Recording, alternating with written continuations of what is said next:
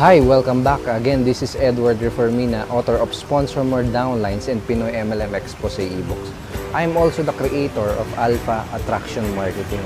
And gusto ko magpasalamat for watching video number 1. And gusto ko rin magpasalamat dun sa lahat ng mga nag-comment, sa lahat nag-post ng kanilang question, at sa lahat ng mga nag-click ng like button.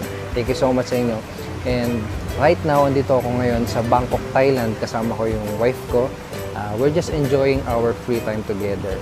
And ito yung nagustuhan ko dito sa ating industry, dito sa network marketing industry, at dito sa mga strategies na gusto kong ituro sa iyo. Siguro, kung hindi dahil dito sa mga strategies na to, hindi ako magkakaroon ng maraming libreng oras, at hindi ko mapupuntahan yung mga lugar na gusto kong mapuntahan. And this is why I'm very, very passionate na maituro din sa iyo itong mga strategies na to, para ikaw mismo ay makuha mo yung mga resulta at yung success na gusto mo makuha. Okay, so again, welcome back to video number 2. Dito sa video na to, matututunan mo kung paano ka magkakaroon ng unlimited or tuloy-tuloy na supply ng mga qualified prospects or leads. Okay, alam ko kasi na isa sa mga problema nating mga Pinoy network marketers ay kaya maraming nag-fail sa kanilang business ay simple lang dahil nauubusan sila ng mga tao na pag-iintrodusan ng kanilang products at ng kanilang opportunity. Kaya nauubusan sila ng prospect. So dito sa video na to, matututunan mo kung paano ka magkakaroon ng tuloy-tuloy na supply ng mga qualified prospects or ng leads o bilang ng mga tao na pag-iintrodusan ng products at ng opportunity mo para tuloy-tuloy din yung magiging growth ng business mo. Pag tuloy-tuloy yung growth ng business mo, tuloy-tuloy din ang success ng business mo.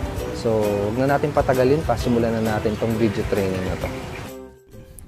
Sa video number 1, ang mga pinag-usapan natin ay kung paano mo ilalagay ang offer mo sa harap ng mga interesadong tao at kung paano ka makakapag-build ng tiwala sa prospect mo by positioning yourself as an alpha. Pagkatapos mong magawa ang mga yon, ang susunod na kailangan mong matutunan ay kung paano mo i-convert ang mga prospect na yon into qualified leads. Basically, leads ay yung mga tao na pinatunayan sa sarili nila na may interest sila sa kung ano man ang ino-offer mo by requesting more information from you sa pamamagitan ng pagbigay nila sa iyo ng kanilang contact information. Magagawa mo ito sa pamamagitan ng lead capture pages at lead capture forms. Ang tawag dito sa strategy na to ay lead generation strategy. Simula nung matutunan ko ang strategy na to, nakakapag-generate na ako ngayon ng 50 to 100 plus qualified leads para sa business ko araw-araw. Ito yung screenshot ng mga qualified prospect at leads na nagagawa kong ma-generate kada araw gamit ang strategy na to. Kapag meron ka ng unlimited source ng mga qualified prospect or leads na humihingi sa'yo ng additional information tungkol or related sa kung ano man ang products or opportunity mo, masusolve mo yung problema na lack of quantity prospects o yung nauubusan ka ng mga taong mapag-aalok ka ng product at opportunity mo. Kapag may unlimited source ka na ng mga leads, hindi ka na rin mauubusan ng bilang ng mga tao na makakakita o ng papakitaan mo ng products at business presentation mo. Dati nung nagsisimula pa lang ako, ang isang paraan na naituro sa akin ng uplines ko para magkaroon ng mga prospect ay kausapin yung mga KKK ko o yung mga kamag-anak, kaibigan at kakilala ko. Ang problema, kailangan mong ma-realize na mabilis darating yung oras na mauubos din ang bilang ng mga kakilala mo. Karamihan ng mga networkers, kaya sila nababurnout at kaya sila nagkukwit ay dahil nauubusan lang sila ng taong kakausapin at pag-iintrodusan ng kanilang business or products. Posible nga na ang isang dahilan kung bakit mo pinapanood ang mga training videos na to ay dahil unti-unti ka nang nauubusan ng mga taong kakausapin at hindi mo na alam kung saan ka hahanap ng mga prospects. Kailangan mong maintindihan na ang pagkakaroon ng tuloy-tuloy na supply ng mga leads at prospects ay napakahalaga para sa business mo.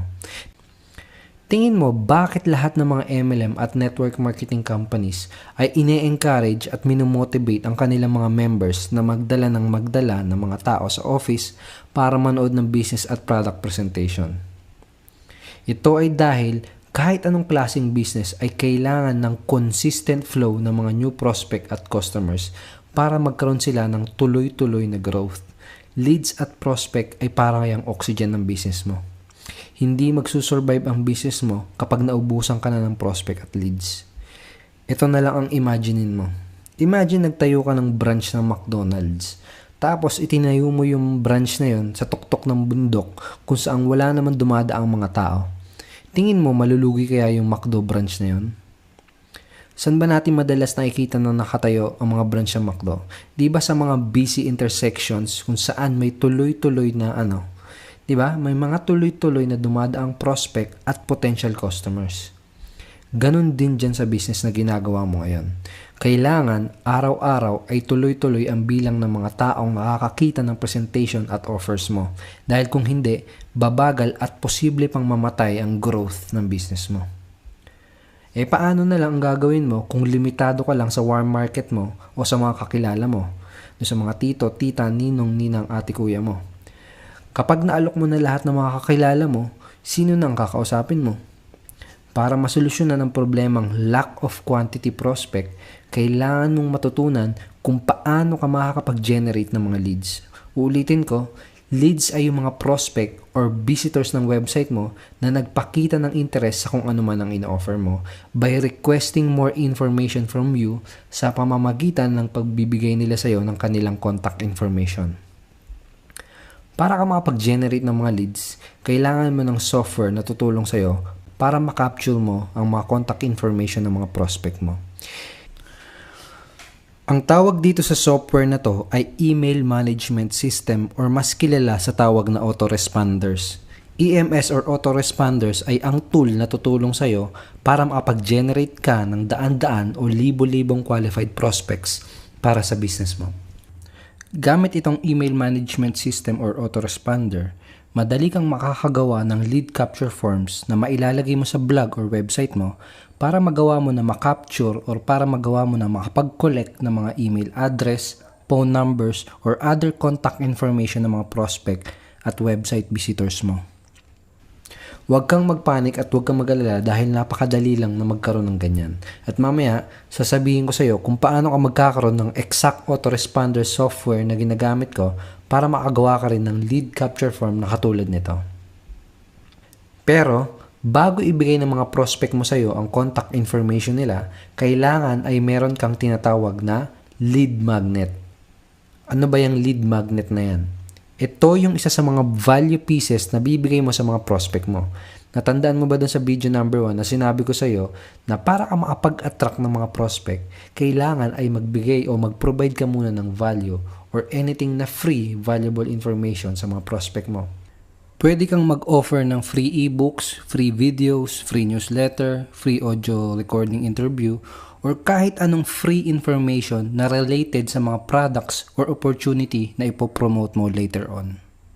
Ito kasing free valuable information na ibibigay mo or i-offer mo ang mag-e-encourage sa mga prospect mo para ipagpalit o ibigay nila sa iyo ang kanilang contact information. At once na ipagpalit nila yung contact information nila sa valuable offer na ibibigay mo sa kanila, ang ginawa nila ay ipinakita nila at pinatunayan nila na interested sila dun sa ino-offer mo. Basically, kina-qualify nila yung sarili nila at binibigyan ka nila ng permission para kontakin mo sila. Pagkatapos silang maging leads or maging qualified prospect, ang gagawin mo na lang ay i-convert sila para maging customer or downlines by closing them in your business. At madali mo na lang sila mako-convert into downlines and customers dahil una, na-qualified na nila ang sarili nila sa pamamagitan ng pagpapakita nila ng interest dun sa ino-offer mo.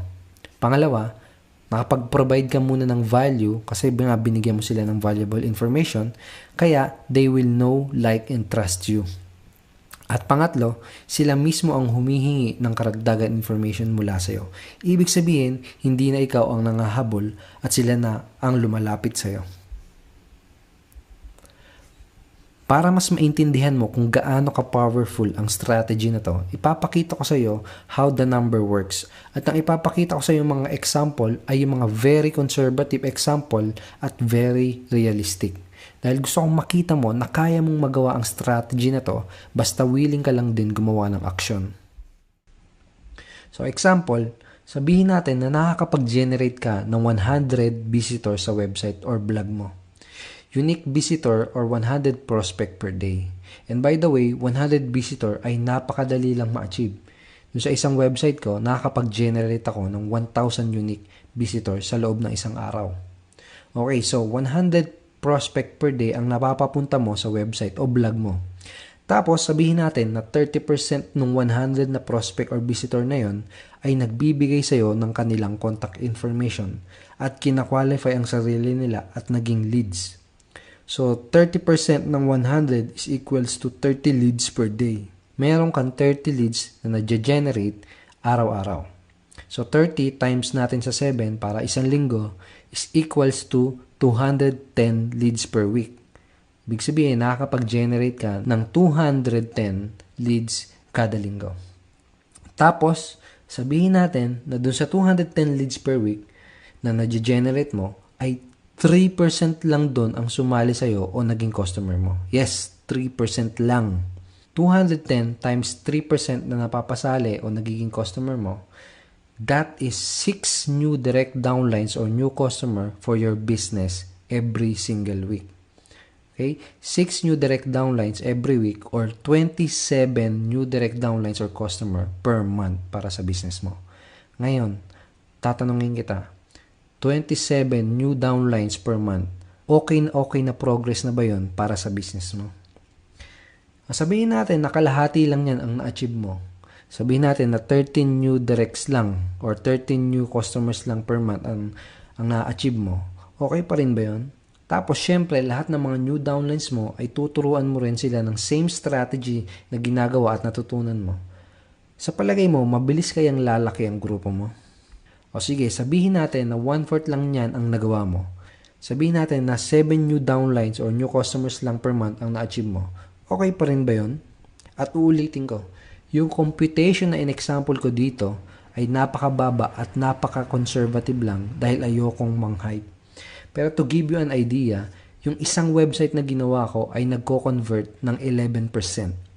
Dito sa example na binigay ko sa iyo ay 3% lang. Ganito ka-powerful ang strategy na to. Kaya napaka-importante na mai-apply mo kagad ito sa business mo. Kaya kung sa tingin mo na nakausap mo na lahat ng mga kaibigan mo, kung tingin mo ay nauubusan ka na ng mga prospect, at kung gusto mong magkaroon ng tuloy-tuloy na supply ng mga leads para magkaroon din ng tuloy-tuloy na growth ng business mo, itong strategy na to ang makakasolve ng mga problema mo. Ang tawag dun sa software na ginagamit ko na tumutulong sa akin para makapag-generate ng leads ay GetResponse. This is a web-based software so hindi mo to kailangang i-install sa computer mo. Ang kailangan mo lang ay internet connection para magamit mo ang software na to. Meron link sa baba ng video na to na pwede mong puntahan para makagawa ka ng 30-day free trial sa GetResponse. Mamaya, pagkatapos mong panoorin ng video training na to, puntahan mo yung link na yan para makapag-register ka ng free trial sa GetResponse. And panoorin mo din yung mga video lesson dun sa website nila para kahit papano ay magkaroon ka ng kaunting idea kung paano ba gagamitin itong napaka-powerful na tool at software na to. Merong mga misconceptions ang ilang network marketers tungkol sa paggamit ng internet para mag-build ng MLM, network marketing o home-based business. Ang sabi ng iba, imposible daw na mag-build ng business gamit ang internet dahil impersonal approach daw to. Well, let me ask you something. Do you think na personal approach ang mamigay ka ng flyers sa mga taong hindi mo kakilala sa kalsada? Do you think it's personal na approach yung mangingidnap ka at sasabihin mo din sa prospect mo na kainan yung pupuntahan nyo? Do you think it's personal approach yung kakausap ka ng mga taong hindi mo kakilala sa kalsada para alukin ng products at opportunity mo? Do you think personal approach yung pag-convince sa mga taong hindi naman interesado? At isa pa, sigurado naman na pamilyar ka sa mga social media site na tulad ng Facebook, Twitter at YouTube. Lahat ng sites na yan ay ginawa para mas mapabilis tayong makapag-communicate at para mas mabilis tayong makapag-build ng relationship sa isa't isa. Ngayon nga ay mas madalas na tayo nakikipag-usap at nakikipag-communicate sa Facebook kaysa sa totoong buhay. Maraming couples nga ngayon ang sa internet pa nga unang nagkakilala. Kaya walang makakapagsabi na it's impersonal kapag ginamit mo ang internet sa pag-build ng iyong network marketing business. Ang mga nagsasabi nun ay yung mga taong wala pang Facebook account o kaya naman ay wala silang idea how internet and how social media really works. Ito ang totoo.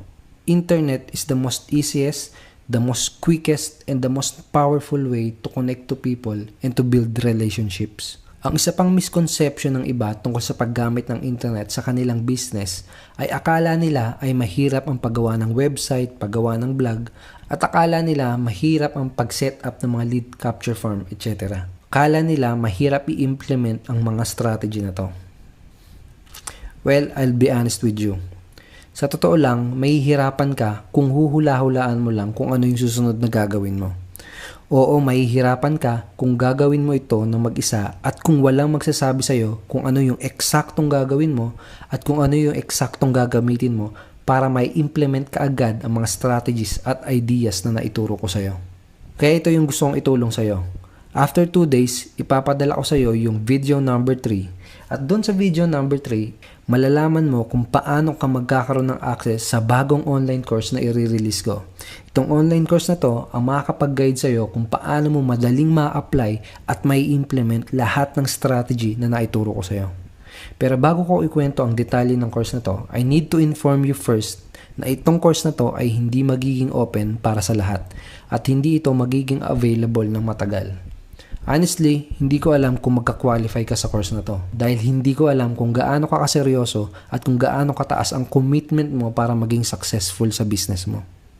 Makapasok ka man sa course na to o hindi, ito yung ilan sa mga kailangan mong matutunan para ma-apply mo ng tama sa business mo ang mga strategies at ideas na naituro ko sa'yo. Kailangan mong matutunan yung mga pinakamabilis na paraan kung paano mo maipoposisyon ang sarili mo na isang alpha.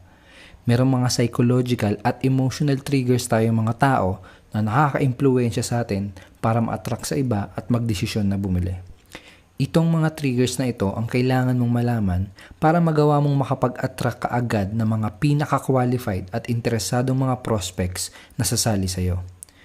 Kailangan mo rin alamin kung sino ba yung mga best type of prospect para sa products at para sa opportunity mo.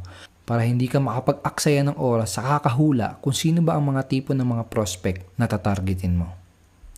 Kailangan mong matutunan kung paano mo gagamitin at ile-leverage ang mga internet tools at software para magawa mong maging semi-automated ang business mo. Yung tipong kahit natutulog ka o kaya ay kahit namamasyal ka kasama ang pamilya mo, ay may system na tumutulong sa iyo para mag-follow up, mag-build ng relationship at mag-promote ng opportunity mo ng sabay-sabay sa daan-daan o kahit na sa libo-libong mga prospects, 24 hours a day at 7 days a week. Ito yung tinatawag na tunay na leverage. Kailangan mong malaman kung ano yung tamang designs at templates ng website na gagamitin mo para sa business mo. Kailangan ang gagamitin o gagawin mo lang ay yung mga tested at effective na design para hindi masayang ang effort at oras mo. Marami na rin kasing mga networkers ngayon ang sinusubukan na gamitin ang internet sa kanilang business pero unfortunately, 97 to 99% sa kanila ay mga maling klase at maling design ng website ang ginagawa. Kailangan mong malaman kung paano mo gagamitin ang internet para magawa mo na mag-stand out at maging unique sa mata ng mga prospects mo. Para magawa mo na sayo at sayo lang sila sasali at wala ng iba. Lahat itong mga nabanggit ko, yan yung ilan sa mga matututunan mo kapag nakasama ka sa mga mag-e-enroll dito sa bagong online course na i-release ko. Last but not least, dito sa course na ito, ituturo ko rin sa iyo kung paano ka kikita ng additional passive income mula sa mga prospects na hindi sumali at hindi sasali sa opportunity mo. Seryoso ako. Ito yung screenshot ng PayPal history ko kung saan makikita mo yung mga monthly total sales na kinikita ko mula sa mga prospect na hindi sumali sa akin.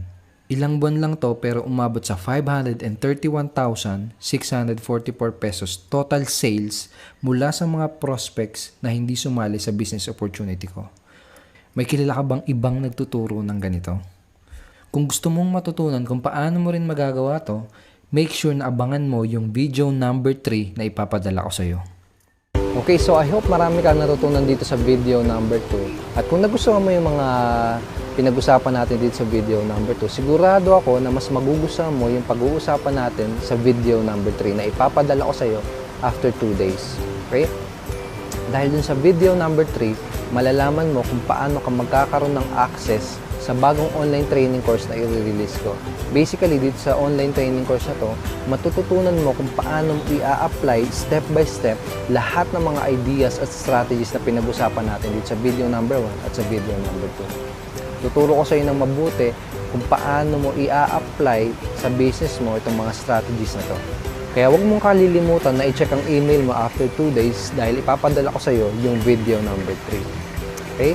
Kung nagustuhan mo yung mga pinag-usapan natin dito, make sure na i-click mo yung like button sa baba ng video na to and make sure na mag-post ka rin ng comment at mag-post ka ng any question na gusto mong itanong sa akin. And I will try my best na sagutin yung question mo as soon as I can. So, go ahead, click like button below and post your comments. And I will see you in video number 3 after 2 days.